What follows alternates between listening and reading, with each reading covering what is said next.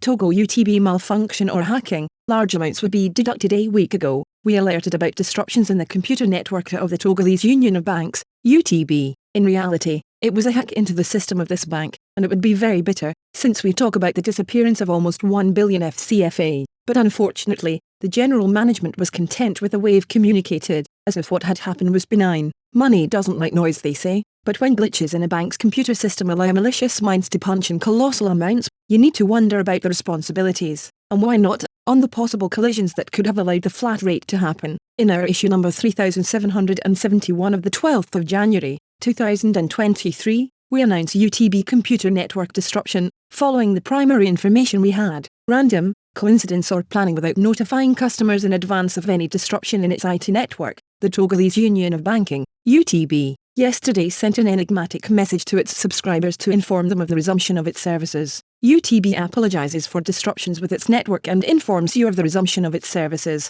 Your satisfaction makes our reputation. This is the message sent to subscribers since the one of wishes on the 1st of January, 2023. If we are wondering the timing of this problem, it is because clients have told us that the computer system has been widely hacked since the 27th of December, 2022. Alert us. Our brother La Nouvelle Tribune just confirmed our apprehensions. Here's what he says: while some talk about an amount of hundreds of millions volatilized, others talk about a sum close to 1 billion CFA francs. Apparently, the intrusion into the system began a little while ago, but the computer scientists couldn't figure it out. Seeing some recurrent and suspicious high transactions, Jim Uemoe had even alerted the head of the monetary service that he was on leave, confessed another source close to the bank. According to the fellow who sued, an email was sent to the IT director, who reportedly replied saying that everything was going well. He no longer admits sending the email. That would mean the virus would have taken over his mailbox as well. Pirates would have reportedly responded in his place by saying everything was okay.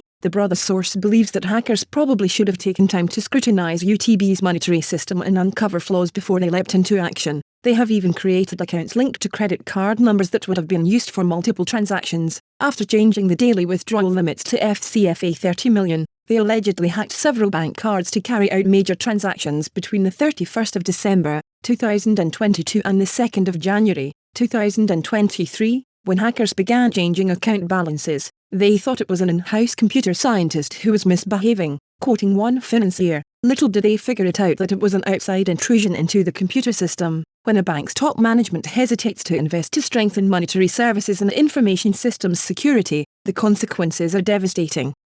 Too many largies and loopholes in this bank. Do we still need to compare this banking structure to a colossus with clay feet? Scandals follow and resemble, except that the general management doesn't seem to be taking the emergency measure. Amounts disappearing from customer accounts. UTB is enjoying it, just revisiting his past and some of our publications. Even in a right of reply addressed to our newspaper, the general management itself has acknowledged abnormal practices of some of its agents. The bank is currently in court with one of its customers whose bank account is not affected by any abnormalities, but to whom the bank is claiming more than FCFA 500 million for auto-unlocking without the customer's request and without his knowledge. And, wait for it, those automatic unlocking would be done to a different account than the customer's. Convicted to repay the amounts unduly deducted to the client's account, and to pay him damages with interest, the UTB has since launched into an unhonourable extension, with the approval of the Court of Appeal of Lomé. What credibility to give to a bank in which customers' money can no longer be secured? And in this situation, it's mostly the guilty silence of the general management that's surprising.